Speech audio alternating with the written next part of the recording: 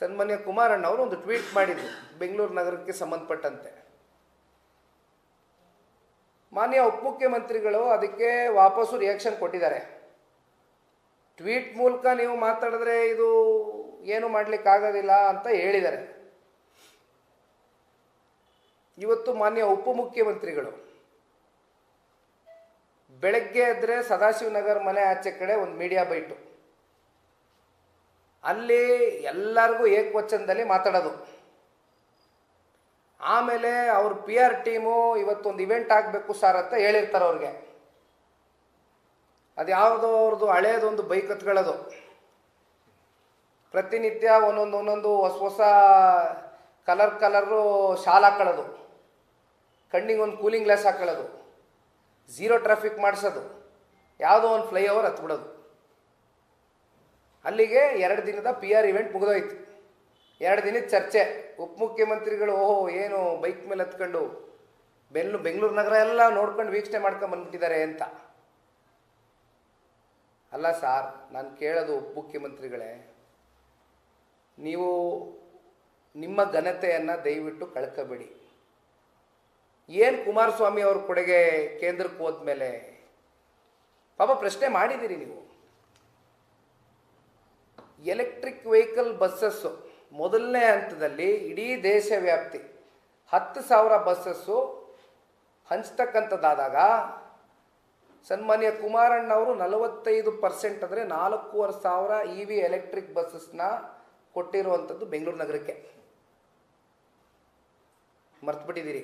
ಅದಕ್ಕೆ ಅಟ್ಲೀಸ್ಟ್ ಕನಿಷ್ಠ ಪಕ್ಷ ಸರ್ಕಾರದಿಂದ ಮುಖ್ಯಮಂತ್ರಿಗಳೋ ಉಪಮುಖ್ಯಮಂತ್ರಿಗಳೋ ಒಂದು ಕೃತಜ್ಞತೆ ಆದರೂ ಸಲ್ಲಿಸ್ಬೋದಾಗಿತ್ತಲ್ಲ.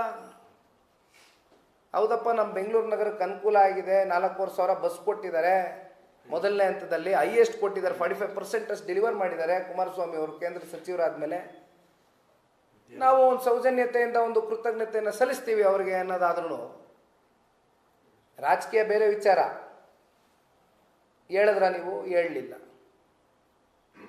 ಇನ್ನು ನಾನೊಂದು ಮಾತು ಹೇಳ್ತೀನಿ, ಯಾಕೆಂದರೆ ಇವತ್ತು ನಾವು JP ನಗರ ನಮ್ಮ ನಿವಾಸದಲ್ಲಿ ಕೂತಿದ್ದೀವಿ. JP ನಗರದ ಡಾಲರ್ಸ್ ಖಾನಲ್ಲಿ ಇಲ್ಲೇ ಇರೋದು ಪುಟ್ಟನಹಳ್ಳಿ. ಸನ್ಮಾನ್ಯ ಕುಮಾರಣ್ಣ ಅವರು ಮುಖ್ಯಮಂತ್ರಿಗಳಾಗಿದ್ದಾಗ, ಇವ್ರ ಸರ್ಕಾರಗಳಿದ್ದಾಗ ಪ್ರತಿನಿತ್ಯ ಏನು ಮಳೆ ಆದಂಥ ಸಂದರ್ಭದಲ್ಲಿ 3 ಅಡಿ 4 ಅಡಿ ನೀರು ನಿಲ್ಲೋದು. ಜನ ಅಲ್ಲಿ ಬದುಕುವಂಥ ಪರಿಸ್ಥಿತಿಲಿ ಇರಲಿಲ್ಲ. ಅವತ್ತು ಸನ್ಮಾನ್ಯ ಕುಮಾರಣ್ಣವರು ತೆಗೆದುಕೊಂಡಂಥ ಕೆಲವೊಂದಷ್ಟು ನಿರ್ಣಯಗಳು ತೀರ್ಮಾನಗಳಿಂದ ಇವತ್ತು ಜನ ನೆಮ್ಮದಿಯಾಗಿ ಬದುಕ್ತಾ ಇದ್ದಾರೆ JP ನಗರ ಡಾಲರ್ಸ್ ಕಾಲೋನಿಯಲ್ಲಿ. ಇನ್ನು ಭಾಳ ಪಾಪ ಪ್ರಶ್ನೆಗಳು ಕೇಳಿದಿರಿ. ಏನು ಬೆಂಗಳೂರು ಕೊಡುಗೆ ಏನು, ಜನತಾದಳ ಪಕ್ಷದ್ದು ದೊಡ್ಡವ್ರ ಕೊಡುಗೆ ಏನು, ಕುಮಾರಣ್ಣವ್ರ ಕೊಡುಗೆ ಏನು. ಇವತ್ತೇನು IT-BT ಸೆಕ್ಟರ್ ಬಗ್ಗೆ ಇವತ್ತು ನಾವು ಚರ್ಚೆ ಮಾಡ್ತಾ ಇದ್ದೀವಿ. ಇದೇ IT-BT ಸೆಕ್ಟರ್ನ 94, 96, 95 ಮುಖ್ಯಮಂತ್ರಿಗಳಾದಂಥ ಸಂದರ್ಭದಲ್ಲಿ ದೊಡ್ಡವರು. IT ಸೆಕ್ಟರ್ಗಳಿಗೆ ಒಂದು ಕಡೆ ಭೂಮಿ, ಇನ್ನೊಂದು ಕಡೆ ವಿದ್ಯುತ್ತು, ಇನ್ನೊಂದು ಕಡೆ ಇನ್ಫ್ರಾಸ್ಟ್ರಕ್ಚರ್, ಇವಿಷ್ಟು ಕೊಟ್ಟಂಥದ್ದು ಸನ್ಮಾನ್ಯ ದೇವೇಗೌಡರು ಸಾಹೇಬ್ರಲ್ಲ. ಅದೇ ಲ್ಯಾಂಡು ಟ್ಯಾಕ್ಸ್ ಎಕ್ಸೆಂಪ್ಷನ್ ಫಾರ್ 10 ವರ್ಷ ಟ್ಯಾಕ್ಸ್ ಹಾಲಿಡೇಯನ್ನು ಡಿಕ್ಲೇರ್ ಮಾಡ್ತಾರೆ ದೇವೇಗೌಡರು ಸಾಹೇಬರು. ಇದು IT-BTಗೆ ಬುನಾದಿ ಆಗ್ತಂಥದ್ದು ದೇವೇಗೌಡರು ಸಾಹೇಬರು, ಅಡಿಗಲ್ಲಾಗ್ತಂಥದ್ದು ದೇವೇಗೌಡರು ಸಾಹೇಬರು.